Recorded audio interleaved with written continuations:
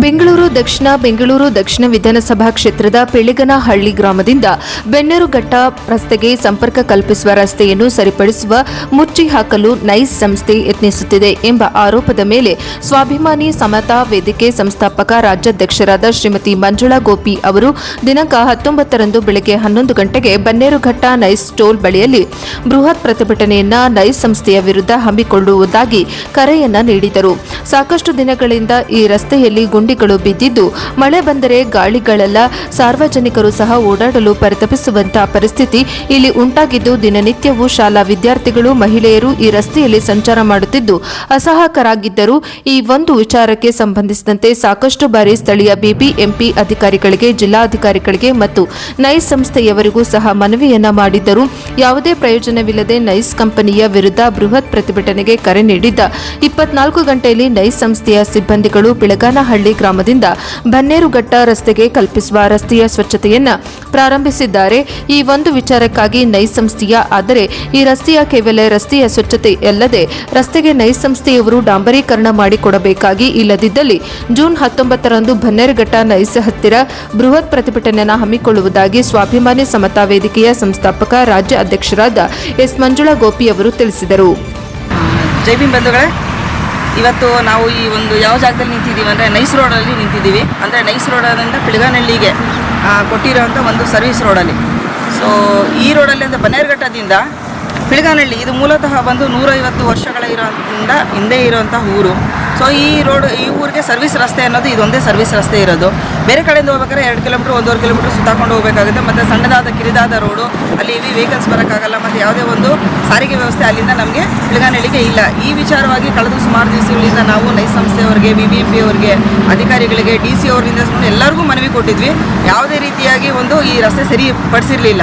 So ನಾವು ಮೊನ್ನೆ ಹೋರಾಟಕ್ಕೆ ನಾವು ಕರೆ ಕೊಟ್ಟಿದ್ದ ತಕ್ಷಣ ನಮ್ಮ ಯಾರು ಒಂದು CS ಯಾರಿದ್ದಾರೆ ಮತ್ತು ಅಶೋಕಿಣಿ ಸಾಹೇಬ್ರು ಯಾರಿದ್ದಾರೆ, ಇವರು ನಮ್ಮ ಕರೆಗೆ ಸ್ಪಂದಿಸಿ ಮತ್ತು ನಮ್ಮ ಹೋರಾಟಕ್ಕೆ ಸ್ಪಂದಿಸಿ ಇಮಿಡಿಯೇಟ್ಲಿ ಇದು ನೋಡಿ ಗಾಡಿ ಕೆಲಸ ಮಾಡ್ತಾ ಇದೆ, ರೋಡನ್ನು ರೆಡಿ ಮಾಡಿಸುವಂಥ ಕೆಲಸಕ್ಕೆ ಕೈ ಹಾಕಿದ್ದಾರೆ. ಬಟ್ ನಾವು ಅವ್ರ ಹತ್ರ ಒಂದು ಕೇಳ್ಕೊಳ್ಳೋ ಉದ್ದೇಶ ಇದು ಹೆಣ್ಣು ಮಕ್ಕಳು ಪ್ರತಿನಿತ್ಯ 100 ಹೆಣ್ಣು ಮಕ್ಕಳು ಓಡಾಡೋಂಥ ಜಾಗ ಇದು. ಈ 200 ಮೀಟ್ರಲ್ಲಿ ಅಲ್ಲಿ ಬನ್ನೇರುಘಟ್ಟ ನೈಸ್ ರೋಡ್ ಜಂಕ್ಷನಲ್ಲಿ ಇಳಿತಾರೆ, ಅಲ್ಲಿಂದ ಈ ಊರಿಗೆ ನಡ್ಕೊಂಬರೋಂಥ ಕೆಲಸ ಆಗ್ತಿದೆ. ಶಾಲಾ ಮಕ್ಕಳು ಹೋಗ್ತಾರೆ, ವಯಸ್ಸಾದವ್ರು ಹೋಗ್ತಾರೆ, ವೃದ್ಧರು ಹೋಗ್ತಾರೆ. ತುಂಬ ಅನುಕೂಲವಾಗಿರುವಂಥ ಜಾಗ. ಬಟ್ ಈ ಅನುಕೂಲವಾಗಿರುವಂಥ ರೋಡ್ನ ಯಾವ ರೀತಿಯಾಗಿ ಅಂದರೆ ಡಂಪಿಂಗ್ ಯಾರ್ಡ್ ಆಗೋಗಿದೆ. ಕಸ ತಂದು ಸುರಿಯೋದು ಆಗಿರ್ಬೋದು, ಅಥವಾ ವೇಸ್ಟೇಜ್ ಡರ್ಬೇಜ್ ತಂದು ಸುರಿಯೋಂಥ ಆಗಿರ್ಬೋದು. ಈ ರೀತಿಯಾಗಿ ರಸ್ತೆ ತುಂಬ ಹಾಳಾಗಿತ್ತು. ಹಂಗಾಗಿ ನಾವು ಅವರಿಗೆ ಈಗ ಒಂದು ಕಂಪ್ಲೇಂಟನ್ನು ಕೊಟ್ಟಿದ್ವಿ. ಕಂಪ್ಲೇಂಟ್ ಕೊಟ್ಟಿದಾಗ ನಮಗೆ ಸ್ಪಂದಿಸಲಿಲ್ಲ ಅಂದ ತಕ್ಷಣ ಇಮಿಡಿಯೇಟ್ಲಿ ನಾವು ಹೋರಾಟಕ್ಕೆ ಕರೆ ಕೊಟ್ವಿ. ಹೋರಾಟಕ್ಕೆ ಕರೆ ಕೊಟ್ಟಿದ ತಕ್ಷಣ ನಮ್ಮ ಹೋರಾಟಕ್ಕೆ ಅವರು ಸ್ಪಂದಿಸಿ ಈಗ ರಸ್ತೆನ ರೆಡಿ ಮಾಡಿಸ್ತಾ ಇದ್ದಾರೆ. ಸೊ ನಾವು ಈ ರಸ್ತೆನ ರೆಡಿ ಮಾಡಿಸಿದ್ರೆ ಬರೀ JCB ಕ್ಲೀನ್ ಮಾಡಿಸೋವಂಥ ಉದ್ದೇಶ ಅಲ್ಲ ಇದು. ಇದನ್ನು ಡಾಂಬರೀಕರಣ ಆಗಬೇಕು ಮತ್ತು ಅಲ್ಲಲ್ಲಿ ಒಂದು ಲೈಟ್ ವ್ಯವಸ್ಥೆ ಆಗಬೇಕು. ಇಲ್ಲಿ ಒಂದಷ್ಟು ಸ್ಟ್ರೀಟ್ ಲೈಟ್ಗಳನ್ನ ಹಾಕಿ ಒಂದು ಜನಕ್ಕೆ ಓಡಾಡೋಕ್ಕೆ ಅನುಕೂಲ ಮಾಡಿಕೊಡ್ಬೇಕು.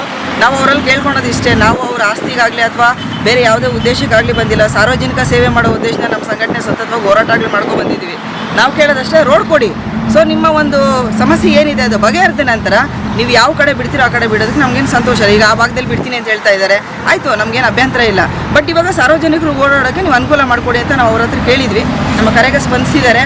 ಯಾರು ಸುಧಾಕರ್ ಹೆಗಡೆ CS ಅವರಾಗಿರ್ಬೋದು ಅಥವಾ ಅಶೋಕಿಣಿ ಸಾಹೇಬ್ರಾಗಿರ್ಬೋದು, ಅವ್ರಿಗೆ ನಾವು ತುಂಬ ಧನ್ಯವಾದಗಳನ್ನ ಹೇಳ್ತೀವಿ. ಮತ್ತು ಈ ರೋಡ್ನ ಬರೀ JCB ಕ್ಲೀನ್ ಮಾಡಿಸೋದು ಅಲ್ಲದೇನೆ ಡಾಂಬರೀಕರಣ ಮಾಡಿಕೊಡ್ಬೇಕು. ಡಾಂಬರೀಕರಣ ಮಾಡಲಿಲ್ಲ ಅಂದರೆ ನಾವು ಖಂಡಿತ ಹೋರಾಟ ಮಾಡೇ ಮಾಡ್ತೀವಿ. ಯಾವುದೇ ಕಾರಣಕ್ಕೂ ನಾವು ಹೋರಾಟ ನಿಲ್ಲಿಸೋದಿಲ್ಲ. ಸೊ ದಯವಿಟ್ಟು ಡಾಂಬರೀಕರಣ ಮಾಡಿ ನಮಗೆ ರೋಡ್ ಅನುಕೂಲ ಆಗಂಗೆ ಮಾಡಿಕೊಡಿ ಸರ್. ನಮ್ಮ ಹೆಸರು ಸರ್, ನನ್ನ ಹೆಸರು ಮಂಜುಳಾ ಅಂತ, ಸ್ವಾಭಿಮಾನಿ ಸಮತಾ ವೇದಿಕೆ ರಾಜ್ಯಾಧ್ಯಕ್ಷರು ಮಾತಾಡ್ತಾ ಇದ್ದೀನಿ ಸರ್.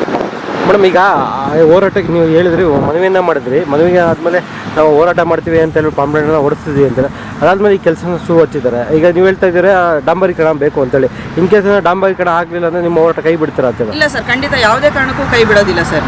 ಇವತ್ತು ಏನು ಅವರು JCB ಕಸ ತೆಗಿಸ್ತಾ ಇದ್ದಾರೆ ಇಲ್ಲಿ.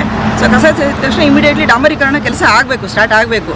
ನಾವು ಯಾವ ಹೋರಾಟಕ್ಕೆ ನಾವು 8 ದಿವಸದ ಡೇಟ್ ಕೊಟ್ಟಿದ್ದೀವಿ ಹೋರಾಟಕ್ಕೆ, ಮುಂದಿನ 19ನೇ ತಾರೀಕು ನಾವು ಹೋರಾಟ ಕರೆ ಕೊಟ್ಟಿದ್ದೀವಿ. ಅಷ್ಟರೊಳಗೆ ಇದು ಡಾಂಬರೀಕರಣ ಆಗುವಂಥ ಕೆಲಸ ಆಗಬೇಕು ಸರ್. ಆಗಲಿಲ್ಲ ಅಂದರೆ ಹೋರಾಟ ಯಾವುದೇ ಕಾರಣಕ್ಕೂ ನಾವು ನಿಲ್ಲಿಸೋದು.